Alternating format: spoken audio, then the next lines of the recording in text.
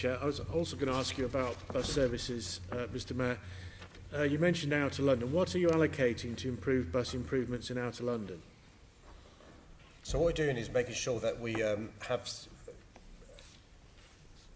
ways to encourage more usage in Outer London. So, for example, we've got 120 bus priority schemes to make traffic light timings more efficient.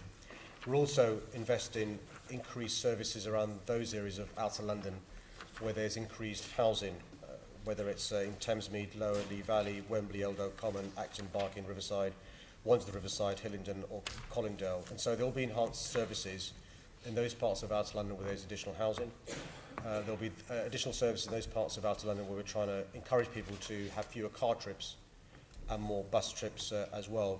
The figure we have is to increase bus usage, the growth, by between 25 and 40% over the course of the next 25 years. So if you'll remember, the transport strategy draft talks about 80% of journeys being made by walking, cycling or public transport. A big growth area we see is bus patronage going up as a consequence of that. And so you'll see over the course of the next year, as we prepare the business plan, more details being given. And I've, as a consequence of a question raised by Flo Shalomi, made sure that TfL will provide you with data in relation to Outer London figures before the business plan is ready for the end of this year. Well, thank you. I mean, it's clear that if we are to persuade people to use cars less in Outer London, the main alternative is the bus service.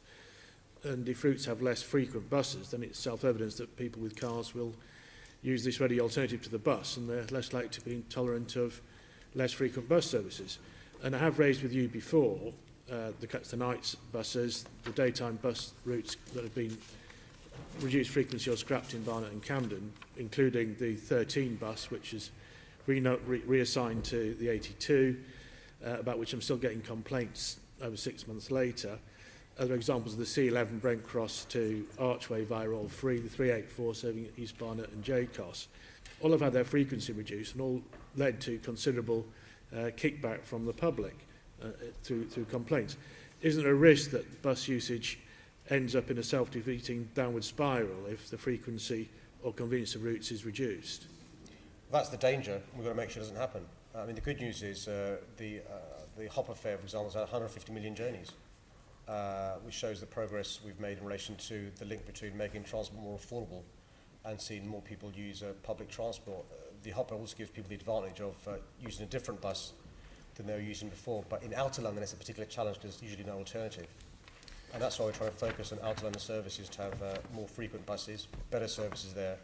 And I take your point very seriously that actually, how can you encourage people to leave their car if the buses are unreliable and infrequent? And so one of the things we hope to do before the business plan is published is to give you some reassurance that there has been some reconfiguration to benefit Outer London. The whole process will take between 18 and 24 months because of the Elizabeth line coming in.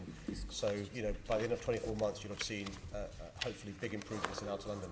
Well, again, thank you for that. I mean, I endorse the argument that consultation on frequency is important, but when frequencies are changed, will you also look at the impact on ridership on those routes? Because if the net result is fewer people using the buses, it does become a self-fulfilling prophecy that it just gets worse and worse and worse. So if fewer people are using them, will you look at restoring the frequency of the buses to go back to where it was? Yeah, yes. The good news is we can now monitor usage at a bus stop.